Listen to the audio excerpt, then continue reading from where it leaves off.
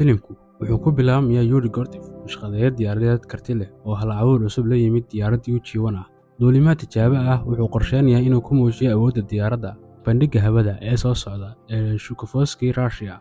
Waxa uu shaaca ka qaaday in Yuri uu ka shaqeynayay qaabka cusub ee diyaaradda UG-1 in ka badan 10 sano toddobaad ka hor inta aan la soo bandhigin. Waxa uu aaminsan yahay in shaqadiisu ay qarka u saaran tahay inay guulo waaweyn ka gaaro Ruushka oo uu ku guuleysan doono qandaraaس dowladeed. Isaga iyo kaaliyihiisa duuliyaha ayaa diyaar u ah inay kaxeeyaan.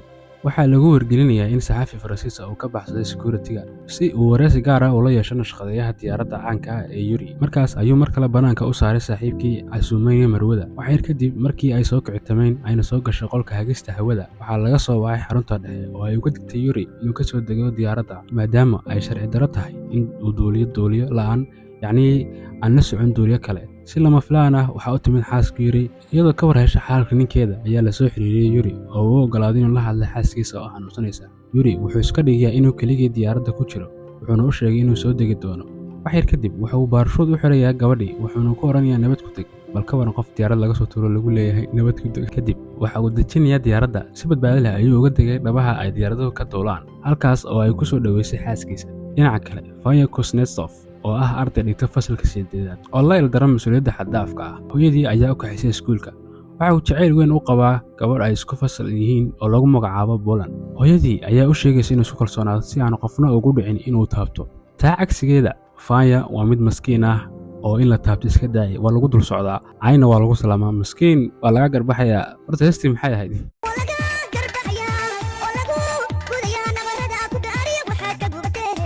Yuri waxa uu aaday baarka Gen si uu ugu damaashaado tijaabadii uu ku guuleystay ee duulimaadka. Waxa uu u sheegay saaxiibkii in aanu sugi karin inuu bilaabo mashruucii uu ku riyoonayay oo uu ku andacoodo qandaraaska dowladda.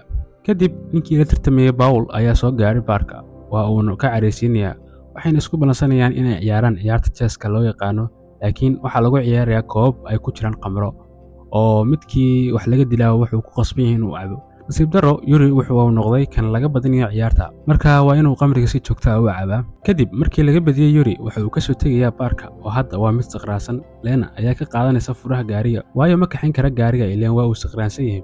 Yuri ayaa mar kale la booday furihii gaariga saaxiibkii oo uu kaxaystay isagoo oo weli ku jira xaaladii saqraannimada. Gaarigiina u kaxinaya si xooliya ayuu wacay islaantii Faransiiska ah oo uu ka codsaday inuu la kulmo. Si lama filaan ah Yuri ayaa xakameyn kari waayay gaariga isagoo ku dhacay gidaar tunnelka wuxuuna isla markiiba ku dhintay barta. Waxa uu isu bedelay ruux. Yuri oo garwaaqsanay inuu dhintay beddelkeedana waxa uu u kacay isbitaal halkaas ku yaala. Waxa uu arkay Lena oo hadda loo sheegay geerida ninkeeda. Waa uu daba socday balse si cad uguma jawaabin waayo waa ruuxan oo ma arkayso.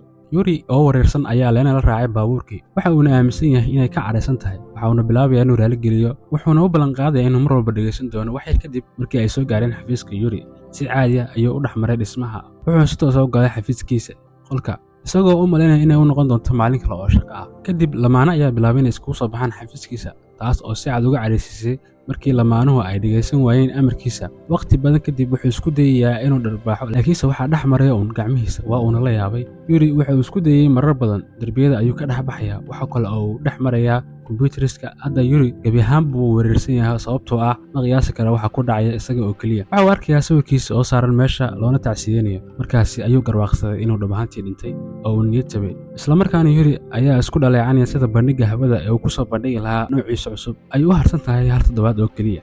aaskiisa ayaa ka soo qayb galeen Lena iyo kii u dhadhawaa tartama. Paul ayaa sidoo kale meesha jooga oo si qarsoodi ah u weydiisanaya Lena in Yuri lagala noqdo qandaraaska. Lena oo weli naxdin ku jirta ayaa sheegtay inay ka fikiri doonto arrinka iyadoo oo aan ku niyad jabin xaqiijinta dhimashadiisa. Yuri waxa uu marayaa wadada bartankeeda iyadoo ay baabuurta dhex marayaan. Dhinaca kale Vanya ayaa waxay ku sameynayaan ardayda ay isku fiskal yihiin barankii kuwaas oo ka jaraya bareega baaskiilkiisa taasi oo keentay in markuu baaskiilku u fuulo uu kaxeeyo uu kontarooli waayo. Waxaynu arkaynaa Yuri oo ka soo lugeynaya dhanka kale waxaana Vanya uu ku dhacay isaga sabab aan la ogeyn sababta uu Vanya uga muuqdo mid awood u leh inuu arki karo una taaban karo Yuri. Vanya ayaa raaligelin ka bixiyay shilkii uu ku galay Yuri. Yuri waxaa la yaab la noqotay in wiilkan arki karo isaga. kadibna 2 jeer ayuu hubinayaa isagoo oo weydiinaya haddii uu arki karo isaga. Sidoo kale wuxuu u sheegay inuu yahay ruuxan. Vanya aad ayuu uga argagaxay sidaa darteed waa uu cararay oo wuxuu gelayaa baska Yuri ayaa daba raacay isagoo adeegsanaya awooddiisa ruuxaaneed ee cusub oo uu helay. Waxa uu soo gelayaa baska. Markii Vanya uu arkay Yuri oo si caadi ah u dhex maraya gaariga, ayuu si aad ah u qeylinayaa, halka rakaabka kale ay la yaabayaan wax wiilkan haysta. Kadib waxa uu cararayaa Vanya gurigiisa isagoo gelayana qolkiisa. Waxa uu imanaya hadda Yuri oo isku dayaya inuu dejiyo, laakiin Vanya aad ayuu uga cabsoonayaa ninkani. Inkastoo Vanya uu isku dayay inuu la dagaalamo oo qolkiisa ka saaro ruuxdan, isla markaa waxaa imanaysa meesha Vanya hooyadii aamintayna in wiilkeedu uu maskixiyan u xanuunsanayo, taas oo keentay inuu u kaxayso cilmi nafsiga si uu la taliyo. Dhakhtarku wuxuu baaray Vanya oo si qalad ah u sheegay schizophrenia. Yuri wuxuu sii wadaa inuu daba raaco Vanya ilaa iyo fasalkiisa. Wuxuu ogaaday in wiilkan uu yahay fursadda keliya ee lagu dhammayn karo mashruucii UG1. Ugu dambeyntii wuxuu ku guulaystay inuu soo jiito dareenka wiilka yari markii uu ka caawiyay casharka fiisigiska iyo dynamicska. Vanya kadib wuxuu ogolaaday inuu dib u caawiyo Yuri, waxayna labadoodu aadeen dhismaha xafiiska dambe. Waxay ka qayb galeen kulan ka dhacaya meesha ee looga hadlayo hawada, laakiin Yuri ayaa ogaaday in ninka la tartamaya ee Paul si degdeg ah uga faa'iidaystay masiibadii dhacday. Waxaa soo baxday in diyaaradda Paul ay ku dul socon doonto bandhigga hawada. Waxaa ka sii daran saxafiga reer Faransa oo diyaaradda kula jiray Yuri. Intii lagu guda jiray duulimaadka tijaabada ayay wax ku marqaati furaysa inay qamro ku dhex cabayeen diyaaradda. Sidaa darteed maamulka ayaa dhowaan dalbaday in lagu wareejiyo sanduuqa madow shirkadda Yuri si baaritaan dheeri ah loogu sameeyo dacwadan. Yuri ayaa ku booriyay Vanya inuu magaciisa ku hadlo, laakiin Vanya aad ayuu uga cabsadaa fagaarka hadalka. Sidaa darteed uu ku guuldareystay inuu sheego kelmad kastaba haatee. Yuri qudhiisu ma rabo inuu si sahal iskaga tago si uu u rumeeyo riyooyinkiisa. Maalinta xigta Vanya ayaa mar kale ay ku sameynayaan baraankii iyadoo laga duubay muuqaal uu ku dhex ciyaarayay iskuulka. Muuqaalkiina wuxuu ku faafay baraha bulshada oo viral buu noqday. Yuri waa qofka keliya ee ka caawin kara Vanya inuu noqdo qof ishaysta oo isku kalsoon. Muuqaalka xiga waxa uu barayaa sida loola hadlo gabdhaha iyo fagaarka hadalka. Bulan ayaa ku casuuntay xafladda dhalashadeeda. Waxa uu tagay xafladda. Vanya ayaa Bulan kaga yaabiyay, waxaana ka qaaday sawirro qurux badan, waxaana ka heshay sawirrada. Kadib waxa uu isku dayayaa inuu dhukado, laakiin maxaa ku dhacay? Adigu daawo waxa ku dhacay.